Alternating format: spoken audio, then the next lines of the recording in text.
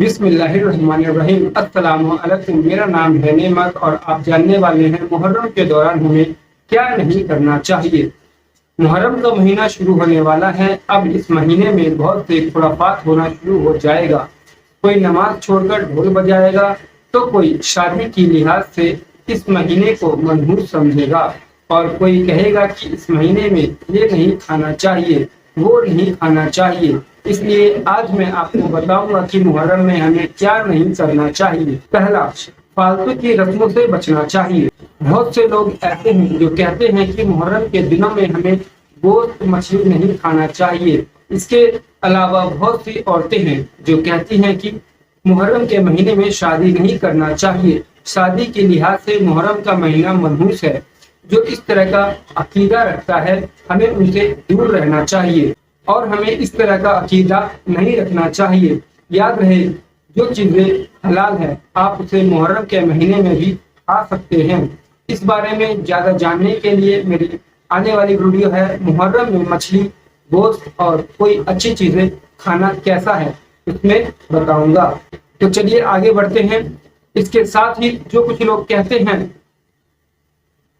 ہی نہیں بلکہ محرم میں شادی نہیں کرنا چاہیے، انہیں یہ آنے والی ویڈیو ہے کیا محرم میں شادیاں کر سکتے ہیں، وہ ضرور شیئر کریں۔ میرا دوسرا ہے ڈی جے نہیں بجانا چاہیے۔ محرم کے دنوں میں لوگ رات کو 6 یا 1 تاریخ سے 10 تاریخ تک تیز آواز میں ڈی جے بجاتے ہیں، جس میں نوحہ اور نعت بجاتے ہیں۔ یاد رہے، ہمیں اس طرح کا کام نہیں کرنا چاہیے جس سے لوگوں کو پریشانی ہو۔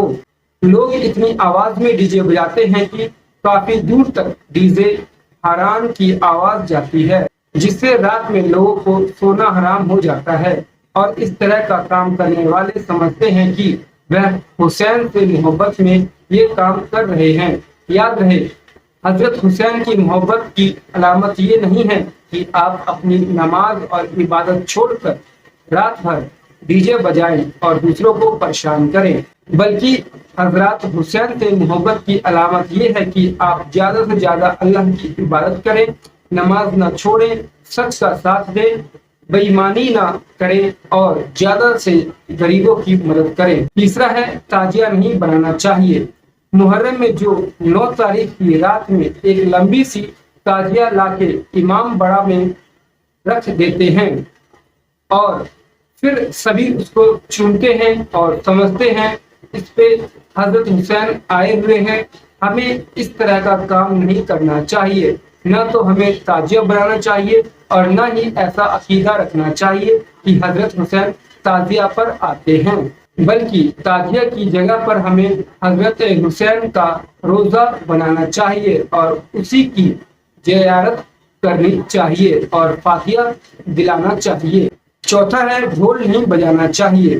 دوستو، آپ نے بہت سے مولانا مفتی سے سنا ہوگا کہ محرم پہ ہمیں ڈھول نہیں بجانا چاہیے، لیکن اس کے باوجود بھی ابھی تک کہیں بھی محرم میں ڈھول بجانا کام نہیں ہوا ہے۔ یاد رہے، اس طرح کی حرکت جو کرتے ہیں وہ حضرت حسین سے محبت کی علامت نہیں ہے بلکہ شیطانی کام ہے، جس سے ہر مسلمان کو بچنا چاہیے۔ اگر آپ حضرت حسین سے محبت کرتے ہیں تو آپ کو محرم پر ڈھول بجانے سے پہلے اپنے آپ سے پوچھنا چاہیے کہ آپ ڈھول کیوں بجاتے ہیں، حضرت حسین کی محبت میں یا پھر صرف ایک رسم کو ادا کرتے آ رہے ہیں۔ اور ظاہر ہے حضرت حسین کی محبت میں ڈھول بجانا ٹھیک نہیں ہے، یہ آپ خود جانتے ہیں۔ پانچواں ہے ماتم کرنے سے بچنا چاہیے۔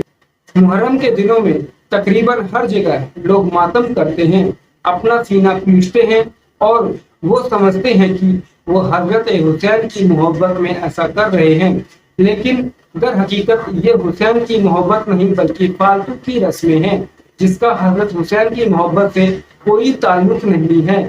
آپ نے بہت سے مولانا مفتی سے لازمی سنا ہوگا کہ ہمیں ماتم نہیں کرنا چاہیے، لیکن پھر بھی آپ ماتم کرتے ہیں۔ آپ کو سوچنا چاہیے کہ آپ ماتم کیوں کرتے ہیں، کیا یہی امام کی تعلیم ہے؟ یاد رہے، اسلام میں ماتم کی اجازت نہیں ہے۔ بے شک ہم حضرت حسین کی شہادت کو کبھی نہیں بھول سکتے ہیں، لیکن اس کا مطلب یہ نہیں ہے کہ ان کی یاد میں ماتم کرے، اپنا سینہ پیٹے اور شریعت کے خلاف جا کر ان کا غم منائے۔ چھٹا ہے، غیر ضروری کو ضروری نہیں سمجھنا چاہیے۔ محرم میں لوگوں دوارا بہت سے ایسے کام کیا جاتا ہے جو نہ تو سنت ہوتے ہیں اور نہ ہی فرض، اور نہ ہی ان کو کرنے سے کوئی ثواب حاصل ہوتا ہے، لیکن بہت سے لوگ سمجھتے ہیں کہ یہ ضروری ہے جو وہ کر رہے ہیں اور اس کو کرنے سے ثواب ملتا ہے، جیسے محرم میں کھچڑا بنانا، ملیدہ بنانا آدی۔ یاد رہے، محرم میں کھچڑا اور ملیدہ بنانا ضروری نہیں ہے اور نہ ہی اس کے کرنے سے کوئی ثواب حاصل ہوتا ہے۔ ہاں، اگر آپ اس کو غریبوں کو کھلائیں گے تو ضرور غریبوں کو کھلانے کا ثواب آپ کو ملیں گے، لیکن محرم میں کھچڑا ملیدہ بنانے سے ثواب حاصل نہیں ہوتا اور نہ ہی اس کو نہ بنانے سے کوئی گناہ ہوتا ہے۔ اور ہاں، یاد رکھنا کہ محرم کا کھچڑا کا تعلق حضرت حسین سے نہیں بلکہ پروفٹ حضرت نوح علیہ السلام سے ہے۔ آپ جب کشتی سے نیچے اتارے تھے تو آپ کے پاس کچھ کھانے کے لیے نہیں تھا، پھر آپ اور آپ کے ساتھ موجود لوگوں کے پاس جو کچھ بھی تھا سب کو ملا کر پکایا گیا تھا اور پھر اسے سب لوگوں نے کھایا تھا، اور یہ کام 10 محرم کو ہوا تھا۔ اور آج بھی لوگ کھچڑا بناتے ہیں تو اس میں ہر چیز ملاتے ہیں، ہر طرح کی دال چاول آدی کو ملاتے ہیں۔ آج کا جو کھچڑا بنتا ہے وہ اس طرح نہیں رہتا ہے جس طرح پیغمبر حضرت نوح علیہ السلام نے کھایا تھا، لیکن جس طرح سے انہوں نے ہر طرح کی دال اور بھی چیزوں کو ملا کر کھایا تھا، آج بھی اسی طرح سے ہر طرح کی دال اور دوسری چیزوں کو ملا کر کھچڑا تیار کیا جاتا ہے۔ امید ہے آپ کو یہ ویڈیو سمجھ اور پسند آیا ہوگا۔ اگر آپ کا کوئی سوال یا کوئی مشورہ ہے تو آپ مجھے کمنٹ کر کے بتا سکتے ہیں، میں آپ کے سوال کا جواب لازمی دوں گا اور آپ کے مشورے پر وچار تو ضرور کروں گا۔ اور ہاں، یہاں میں نے جو جانکاری دی ہے، اگر آپ کو لگتا ہے کہ ٹھیک نہیں تو آپ مجھے بتا سکتے ہیں، میں اسے سدھارنے کی پوری کوشش کروں گا۔ دین سیکھتے ہیں یوٹیوب چینل میں آپ نے یہ ویڈیو دیکھا اور دوستوں کو شیئر کیا، اس کے لیے بہت بہت شکریہ۔